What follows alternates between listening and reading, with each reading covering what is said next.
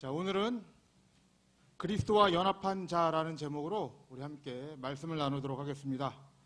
기독교의 핵심 교리는 우리가 다 알다시피 예수 그리스도의 십자가와 부활이죠. 이건 두말할 필요가 없습니다.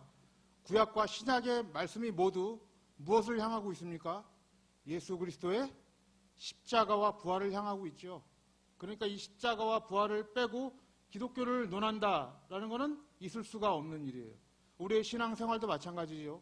그리스도의 십자가와 부활을 빼고서 우리가 신앙생활을 한다? 이거는 아예 그냥 기독교와는 무관한 신앙생활을 하고 있다고 해도 과언이 아닐 것입니다. 따라서 우리 성도는 이 십자가와 부활의 말씀을 가지고 날마다 묵상하며 그 안에 은혜를 누리며 살아가야 될 줄로 믿습니다. 그러기에 오늘 로마서 6장 말씀은 그리스도의 십자가와 부활의 의미를 깊게 설명하고 있어요. 우리가 이제 보통 일반적으로 십자가는 죄사함이고 부활은 영원한 생명이다라고 이렇게 이해를 하고 있잖아요. 이런 관념적인 이해 말고요. 이게 틀렸다는 얘기가 아니에요, 여러분들. 이 이야기가 맞지만 이런 관념적인 이야기 말고요. 정말 이 십자가와 부활이 내 안에서, 이 복음 안에서 어떤 일이 있었는지 오늘 로마서 6장이 정확하게 얘기를 해주고 있습니다. 그래서 오늘 6장 말씀을 보시면서 다시 한번 이 십자가 부활에 대해서 함께 묵상하는 또 깨닫는 귀한 시간이 되길 바랍니다. 자, 본문으로 바로 들어갈게요. 오늘 1절 말씀을 한번 보시길 바랍니다. 자, 1절 말씀 함께 한번 읽어보겠습니다. 시작. 그런즉 우리가 무슨 말 하리요? 은혜를 더하게 하려고 죄에 거하겠느뇨? 1절 말씀 보시면 첫 시작 단어가 그런즉이죠. 이거는 앞에 문장을 이어받고 있다는 얘기죠. 앞에 문장을 이어받으면서 은혜를 더하게 하려고 죄에 거하겠느냐라고 질문하고 있어요. 여러분, 이 문장은 어디를 받은 거냐면 이 앞에 문장 보시면, 성경책을 보시면요, 로마서 5장 20절이에요. 바로 앞에 절입니다. 앞에 절 5장 20절 말씀 우리 함께 읽어볼게요. 시작. 율법이 가입한 것은 범죄를 더하게 하려 함이라. 그러나 죄가 더한 곳에 은혜가 더욱 넘쳤다라고 얘기합니다. 이 말씀을 보시면 율법이 가입한 것은 범죄를 더하게 한다라고 얘기하죠. 이 말씀의 진의가 뭐냐면 이런 것입니다. 주일 설교를 좀 잘 들으셨으면 이해하시기 편하실 텐데, 율법을 하나님께서 주신 이유가 뭐라고 말씀하셨습니까? 우리의 죄를 깨닫게 하기 위함이다라고 얘기했죠. 로마서 3장 20절 말씀에 이렇게 기록이 되어 있어요. 한번 띄워주시면 함께 읽어보겠습니다. 자, 로마서 3장 20절 말씀. 그러므로 율법의 행위로 그의 앞에 의롭다 하심을 얻을 육체가 없나니 율법으로는 죄를 깨닫는다라고 얘기합니다. 그러니까 율법이 가입한 것은 뭐예요? 우리의 죄를 깨닫게 하기 위함인 거예요. 그러니까 이 죄를 깨닫고 깨달으면 깨달을수록 뭐가 더 넘쳤다는 거예요? 은혜가 더 넘쳤다는 거죠. 로마서 5장 20절의 말씀은 그 말이에요. 우리가 이 율법으로 말미암아 죄를 깨달으면 깨달을수록 내가 정말 이 용서받을 수 없는 이 죄인이었구나를 깨달을수록 그 안에서 뭐가 더 넘쳐나와요? 예수 그리스도의 복음이 넘쳤다는 것입니다. 그런데 항상 이렇게 복음이 넘쳐나는 은혜로운 성도님들만 있는 게 아니에요. 교회 안에는 다른 성도님이 있습니다. 어떤 성도님이냐면 이 말씀을 이용해서 자기의 육체의 기회로 삼는 분들이 있어요. 어떻게 이용하겠어요, 여러분? 죄가 더한 곳에 은혜가 넘쳤다. 잘못 한번 이해를 해보세요. 이걸 어떻게 이용하시겠어요? 아, 그럼 내가 이제 막 죄를 지어도 상관없겠구나. 왜? 죄가 더한 곳에 뭐가 있기 때문에? 은혜가 있다라는 이런 이상한 논리를 펼치게 되죠. 실제적으로 여러분 2000년 전에 영지주의자들이 이런 논리를 펼쳤어요. 나는 죄를 지어도 이제 상관없다. 내 영은 구원을 받았으니까 상관이 없다라는 식으로 이렇게 말씀을 이렇게 이용해 먹는 사람들이 있었습니다. 그 말씀에 대항해서 오늘 1절 말씀이 나온 거예요. 오늘 본문 1절 말씀이 뭐라고 얘기하냐면 은혜를 더하게 하려고 죄에 거하겠느냐 이렇게 반문하고 있는 거예요. 지금. 성경이 어떻게 대답하고 있습니까? 2절 말씀이 이렇게 대답을 하고 있죠. 2절 말씀 보시면 함께 읽어보겠습니다. 시작. 그럴 수 없느니라. 죄에 대하여 죽은 우리가 어찌 그 가운데 더 살리요 이렇게 말씀하고 있죠. 2절은 그럴 수 없다라고 아주 단호하게 얘기하고 있죠. 그럴 수 없는 이유가 무엇입니까? 우리가 죄에 대해서 죽었다라고 얘기해요. 이거 매우 중요한 이야기인데 이 문장은 여러분 과거형으로 기록되어 있어요. 과거형이라는 건 뭐냐면 이미 우리가 죄에 대해서 죽었다라는 것입니다. 미래형으로 기록된 것이 아니에요. 뭐 앞으로 죄를 죽이면서 살자, 아니면 뭐 죄를 짓지 말고 살자, 이런 류의 얘기가 아닙니다. 이런 얘기가 잘못됐다는 건 아니에요, 여러분들. 근데 지금 오늘 말씀은 정확하게 우리가 죄에 대해서 죽었다라고 얘기하는 거예요. 우리 존재가 그렇다는 거예요. 그러니까 여러분 십자가의 용서는 우리가 생각하는 그런 용서가 아닌 거예요. 우리가 생각하는 사람들의 용서는 뭐예요? 일반적으로 누군가가 잘못했을 때 잘못했습니다 하면 어떻게 해요? 예. 사람이 이제 그 사과를 보고 내가 한번 봐주는 거 이런 거잖아요. 근데 이 하나님의 용서는 뭐냐면 죄에 대하여 아예 죽여버리는 거예요. 죄가 없음으로 만들어 주시는 것입니다. 이게 놀라운 진리죠. 용서의 개념이 좀 다르죠. 그러니까 죄로부터 완전히 자유하게 됐다는 걸 얘기를 하는 거예요. 뭐 어떻게 이런 일이 있을 수 있겠습니까? 그래서 여러분 은혜라는 거예요. 우리의 힘으로는 안 되죠.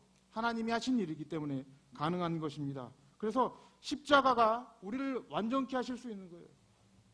우리가 어떻게 여러분들 죄에 대하여 죽었는지 3절부터 기록하고 있어요. 3절 말씀 여러분 집중하시길 바랍니다. 자, 우리 함께 한번 읽어볼게요.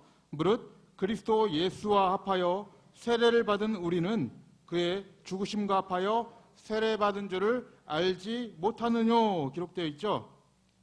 3절을 보시면 우리가 그리스도 예수와 합하여 무엇을 받았대요? 세례를 받았대요. 여기서 중요한 단어는 여러분 합하여란 단어예요.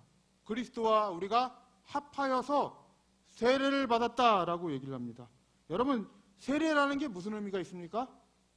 세례는 죄를 씻는 거예요. 맞아요. 죄를 씻는 것을 세례라고 얘기합니다. 그럼 우리가 어떻게 죄를 씻게 되었다는 거예요? 그리스도 예수와 합하여서 하나로 묶였다는 것입니다. 이건 떨어질 수 없는 관계를 얘기를 하는 거예요. 이제부터는. 그래서 3절 후반부를 보시면 그의 무엇과 합하였다 그래요? 죽으심과 합하여 우리가 죄 씻음, 세례를 받았다고 얘기합니다. 그러면 그의 죽음과 합하였다는 건 무슨 의미예요? 그죠? 나도 죽었다는 얘기예요. 나도 죽었다는 얘기입니다. 4절에 그렇게 기록되어 있어요. 4절 말씀 우리 함께 또 보겠습니다. 4절 말씀. 그러므로 제가 읽을게요. 우리가 그의 죽으심과 합하여 세례를 받음으로 그와 함께 장사되었다고 얘기하죠. 이건 우리의 육체의 죽음을 얘기하는 게 아닙니다. 그죠? 장사되었다는 건 우리의 육체의 죽음이 아니라 이 죽음이 무엇을 말하는지 여러분 6절 말씀에 기록이 되어 있어요. 자, 6절 말씀 한번 보시길 바랍니다. 함께 읽어볼게요. 시작. 우리가 알거니와 우리 옛사람이 예수와 함께 십자가에 못 박힌 것은 죄의 몸이 멸하여 다시는 우리가 죄에게 종노릇하지 아니하려 함이니. 6절 말씀 보시면은 우리의 옛사람이 어디에 못 박혔대요? 그리스도와 함께 십자가에 못 박혔대요. 그러니까 여러분 이 연합의 교리는 굉장히 중요한 것이에요. 그리스도와 우리를 계속해서 하나로 묶고 지금 설명을 하고 있는 거예요. 그게 우리의 삶이고 우리의 존재라는 것입니다. 그리스도와 우리가 이제는 떨어질 수 없는 연합된 자로 우리가 살아갔다는 거예요. 그래서 우리의 옛사람이 예수 그리스도와 함께 십자가에 못 박혔다고 얘기하죠. 근데 6절 말씀 자세히 보시면 우리의 옛사람이 무엇입니까, 여러분들? 죄의 몸이 멸했다고 얘기하지 않습니까? 그죠? 그러니까 우리의 옛사람 곧 그 죄의 몸이 멸하여진 사건이에요. 그 죄의 몸이 어디서 같이 죽었어요? 그리스도의 십자가 안에서 우리도 같이 죽은 거예요. 그래서 우리가 죄에 대하여 어떻게 됐습니까? 죽었다라고 얘기하는 것입니다. 이것이 그리스도의 십자가예요. 우리의 죄 씻음이란 얘기죠. 우리의 용서받음이란 얘기입니다. 이 세례 사건을 이 구약에서는 하나님께서 아예 이스라엘 백성들을 통해서 그림으로 보여주셨어요. 그래서 이 세례 사건에 대해서 고린도전서 10장에 이렇게 기록을 하고 있습니다. 고린도전서 10장 1절 말씀 보시면은 이 말씀 있죠. 우리 함께 읽어보겠습니다. 시작. 형제들아 너희가 알지 못하기를 내가 원치 아니하노니 우리 조상들이 다 구름 아래 있고 바다 가운데로 지나며 모세에게 속하여 다 구름과 바다에서 세례를 받고 라고 얘기하죠. 2절 말씀 보시면은 모세에게 속해서, 이때가 언제입니까? 출애굽 시대죠. 모세에게 속해서 어디서 세례를 받았대요? 구름과 바다에서. 구름은 어디입니까? 시내산이겠죠. 바다는 홍해를 얘기하겠죠. 그 홍해 사건이 바로 뭐였다는 거예요? 세례 사건이었다는 거예요. 죄를 씻는 사건이었다는 것입니다. 그 홍해를 지나갈 때 그 홍해 안에서 누가 죽은 거예요? 이스라엘, 옛 애굽이었던 이스라엘이 죽고 이제 나온 거죠. 어디를 향해 나옵니까? 그들이 가나안을 향해 나오죠. 새로운 하나님의 언약의 백성으로 살아 나오는 거예요. 그 그림을 그려주고 있는 것입니다. 근데 이것을 더 자세하게 보여준 게 있어요. 출애굽 2세대는 여러분 어디를 건너게 됩니까? 1세대는 홍해를 건넜지만 출애굽 2세대는 요단강을 건너게 되죠. 거기서 여러분 이 세례 사건이 한 번 더 나와요. 이걸 여러분 오늘 여호수아 말씀을 보면서 조금 더 한번 읽어볼게요, 여러분들. 자, 여호수아 4장 8절과 9절 말씀인데 8절 말씀 한번 제가 읽겠습니다. 자, 스크린을 잘 보시기 바랍니다. 이스라엘 자손들이 여호수아의 명한대로 행하되 여호와께서 여호수아에게 이르신 대로 이스라엘 자손들의 지파 수를 따라 요단 가운데서 돌 12를 취하여 자기들의 유숙할 곳을 가져다가 거기 두었더라. 이스라엘 자손들이 이 지파 수를 따라 돌 12를 가져왔대요. 그럼 이 돌 12는 누구를 상징하는 거예요? 이스라엘 12지파, 이스라엘 백성들을 상징하는 거예요. 하나님의 백성을 상징하는 12돌을 가지고 왔단 말이죠. 그런데 이 12돌을 9절 말씀을 보시면 여호수아가 어디다 두는지 보세요. 자, 여호수아가 또 요단 가운데 곧 언약궤를 맨 제사장들의 발이 선 곳에 돌 12를 세웠다라고 돼 있죠. 어디다 세웁니까? 요단 가운데다 세워요. 요단강 가운데다 세워버린단 말이에요. 우리가 알고 있기는 보통 돌을 어디다 세웠어요, 여러분들? 이 요단강을 건넌 다음에 어느 지역에다 세웠습니까? 예, 잘 기억이 안 나시죠? 예, 성도님들 나이 연세가 있으셔서 예, 그렇습니다. 예. 4장 20절 말씀을 보면 이렇게 기록이 되어 있어요. 4장 20절 말씀 한번 보겠습니다. 여호수아가 그 요단에서 가져온 12돌을 길갈에 세웠다고 얘기하죠. 요단강을 건너서 길갈에 세웠는데 먼저는 어디다 세웠어요? 요단강 가운데다 세웠단 말이에요. 왜 두 번 세웠을까요, 여러분? 다 의미가 있는 거죠. 하나님이 함부로 그냥 심심해서 가운데다 한번 세우고 나가서 한번 세우라 이게 아니라 그 12돌이 어디 안에서 죽었다는 거예요? 요단강 안에서 죽었다는 거예요. 그리고 어디로 살아나온 거예요? 언약의 땅, 요단 동편, 가나안 땅으로 살아나온 거예요. 출애굽 2세대를 그려주고 있는 거예요. 이걸 뭐라고 얘기합니까? 세례 사건, 죄를 씻었다라고 얘기했는 거예요. 죽었다가 살아났다라고 얘기하는 거예요, 여러분. 그래서 여호수아 5장 말씀을 보면 어디로 이어져요? 할례 받는 장면이 나오죠. 요단을 건너자마자 어디로 가요? 전투를 해야 되잖아요. 왜냐하면 가나안 백성들이 마음이 높고 멘탈 붕괴가 왔는데 전투를 해야 되는데 하나님이 할례를 하라고 명하신단 말이에요. 그 할례가 뭡니까, 여러분들? 할례가 골로새 2장 11절을 보면 이렇게 말씀하고 있어요. 할례가 한번 띄워주시기 바랍니다. 또 2장 11절이요. 골로새서 또 그 안에서 너희가 손으로 하지 아니한 할례를 받았으니 곧 무엇을 벗는 거예요? 육적 몸을 벗는 거예요. 하나님이 이 세례 의식을 통해서 뭘 벗겨주시는 거예요? 죄의 몸을 벗겨주시는 거예요. 그러니까 여호수아 5장에서 뭐가 나오는 거예요? 할례가 나오는 거예요. 너희들이 이 요단강을 걷는 건 뭐예요? 이제 죄의 몸이 벗겨져서 하나님의 백성으로 살아가게 되는 것입니다. 그게 여러분 우리의 존재인 거예요. 죄에 대하여 죽은 것을 얘기하는 거예요. 이게 하나님의 은혜라는 것입니다. 그래서 다시 한번 이제 크게 돌아왔지만 여러분들 오늘 본문 말씀 7절을 한번 보세요. 로마서 6장 7절 말씀 한번 보세요. 뭐라고 적혀 있습니까? 한번 같이 한번 읽어보겠습니다. 시작. 이는 죽은 자가 죄에서 벗어나 의롭다 하심을 얻었다라고 얘기하죠. 죽은 자가 죄에서 벗어나 의롭다함을 얻었대요. 여러분들 로마서 5장을 보시면은 우리가 무엇으로 말미암아 의롭다함을 얻었다고 얘기하고 있어요? 보통 믿음으로 말미암아 의롭다함을 얻었다고 얘기하잖아요. 성도는 믿음으로 말미암아 의롭다함을 받는다. 이거를 우리가 내자로 이신칭의라고 얘기하죠. 우리는 이렇게 알고 있는데 오늘 7절 말씀 누가 의롭다고 해요? 죽은 자가 의롭다고 얘기를 해요. 뭔가 이게 성경이 다른 말을 하고 있는 걸까요? 그렇지 않습니다. 이건 같은 말이에요. 왜 같은 말이냐? 자, 8절 말씀 보세요. 8절 말씀에 이렇게 돼 있죠. 만일 우리가 그리스도와 함께 죽었으면 또한 그와 함께 살 줄을 믿노니라고 했죠. 우리의 믿음의 내용이 뭐예요? 그와 함께 죽었으면 그와 함께 사는 것, 살 줄을 믿는 것이에요. 믿음으로 구원을 받는다는 건 뭐냐면 내가 그리스도와 함께 죽었다는 걸 믿는 거예요. 여러분들은 우리는 죄에 대해서 죽었다는 걸 믿는 것입니다. 여러분 이 말씀이 여러분의 육체의 기회가 돼서 이런 식으로 생각 안 하셨으면 좋겠습니다. 그러면 다시는 뭐 회개할 필요도 없는 거냐? 죄를 고백할 필요도 없는 거냐? 지금 그런 얘기를 하려는 게 아닙니다, 여러분. 우리의 존재 자체를 얘기를 하고 있는 거예요. 그리스도의 십자가의 완전성을 얘기를 하고 있는 거예요, 여러분들. 그래서 우리가 이 십자가에 연합이 되어서 우리가 죄에 대하여 죽었다라는 이 말씀이 십자가에 담겨 있는 하나님이 우리에게 하시고자 하는 말씀인 것이죠. 우리가 하나로 묶였다. 그러면 우리가 여러분들 십자가만 묶였겠습니까? 아니겠죠. 부활도 함께 연합한 자가 됐겠죠. 자, 5절 말씀 보세요. 오늘 본문 말씀 6장 5절 말씀 함께 한번 읽어보겠습니다. 시작. 만일 우리가 그의 죽으심을 본받아 연합한 자가 되었으면 또한 그의 부활을 본받아 연합한 자가 되리라 라고 얘기했죠. 우리가 그와 함께 죽었으면 또 어떻게 되는 거예요? 그와 함께 살 것이다 라고 얘기하는 것입니다.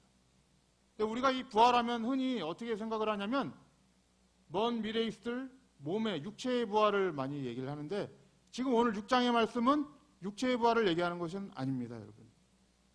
이 6장의 말씀은 우리의 영혼의 부활을 얘기를 하는 거예요. 육의 부활이 아닙니다. 문맥을 보시면 제 말이 그렇다는 걸 알 수가 있을 거예요. 한번 10절 말씀 보세요. 자, 10절 말씀 함께 읽어보겠습니다. 시작. 그의 죽으심은 죄에 대하여 단번에 죽으심이요 그의 살으심은 하나님께 대하여 살았다라고 얘기하죠. 그럼 이것은 언제 살았다는 거예요, 여러분? 그에 대하여 죽어서 우리가 지금 하나님께 대하여 살았다는 거예요. 예수님이 살았으면 나도 어떻게 되는 거예요? 나도 사는 거예요. 하나님께 대하여. 그럼 이런 질문이 드시는 분들 있겠죠. 그럼 우리가 언제 죽었던 적이 있는가? 예, 우리는 하나님 앞에서 죄와 허물로 말미암아 어떻게 됐습니까? 죽었다라고 얘기합니다. 에베소서 2장 1절 말씀을 보면 정확하게 우리가 죄와 허물로 말미암아 죽었다라고 얘기하고 있죠. 한번 읽어보겠습니다. 시작. 너희의 허물과 죄로 죽었던 너희를 살리셨도다라고 얘기했죠. 허물과 죄로 우리가 죽어 있었던 존재예요. 그러니까 하나님 앞에서 다 이렇게 움직이고 행동한다고 해서 살아있는 게 아니라 영혼은 어떻게 돼 있다는 거예요? 죽어 있다는 걸 얘기를 하는 것이죠. 그걸 어떻게 하셨대요? 우리를 살리셨도다라고 얘기합니다. 그걸 지금 뭐라고 얘기하냐면 부활이라고 얘기를 하는 거예요. 6장에서. 자, 계속해서 한번 읽어볼게요. 자, 에베소 2장 5절에서 7절 말씀 스크린을 좀 띄워주시면 이렇게 말씀하고 있습니다. 자, 함께 읽어보겠습니다. 5절 시작. 허물로 죽은 우리를 그리스도와 함께 살리셨고 너희가 은혜로 구원을 얻은 것이다 라고 얘기하죠. 중요한 단어가 뭡니까? 5절에서 함께예요. 함께. 그리스도 예수와 함께 우리를 살리셨다라고 얘기해요. 여기도 여러분 과거형입니다. 우리를 살리셨다라고 얘기를 해요. 그리고 6절 말씀 보시면은 또 함께 일으키사 그리스도 예수 안에서 함께 앉히셨다. 이것도 여러분 과거형입니다.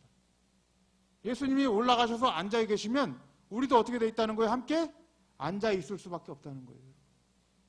집요한 거죠. 집요하게 우리를 그리스도와 함께 묻고 있는 거예요. 그게 우리의 삶입니다. 여러분, 내 인생에서 여러분 그리스도의 은혜를 기억하지 않으면 그걸 망각하게 되면 우리는 늘 하나님과 벗어난 행동을 하게 돼 있어요. 그런데 여러분 이 은혜를 오늘 여러분 안에 새기시길 바랍니다. 우리는 나 혼자 존재하는 것이 아니라 누구와 함께? 그리스도 예수와 함께 죽고 그리스도 예수와 함께 하나님께 대하여 산 자들이다라는 것이에요, 여러분. 그래서 여러분 이 에베소 2장 7절의 말씀을 보시면 왜 하나님께서 이렇게 하셨습니까? 그 이유가 분명하게 기록되어 있죠. 함께 한번 읽어볼게요. 스크린을 보시면서 시작. 이는 그리스도 예수 안에서 우리에게 자비하심으로써 그 은혜의 지극히 풍성함을 오는 여러 세대에 나타내려 하심이다. 하나님의 은혜의 풍성함을 여러 세대에 나타나게 하기 위해서 어떻게 하신 거예요? 우리를 함께 다시 살리셨다라고 얘기하는 것입니다. 여러분 이게 우리의 존재라는 거예요. 사랑하는 우리 성도님들 한번 생각을 해보시길 바랍니다. 우리의 인생 가운데 여러분들은 십자가의 그 은혜와 부활의 그 은혜를 풍성히 누리고 계십니까? 아니면은 아직 이런 십자가 부활의 은혜를 망각한 채 그냥 신앙생활하고 계십니까? 여러분 이 둘의 차이는 굉장히 중요한 차이예요. 거의 180도 다른 차이예요.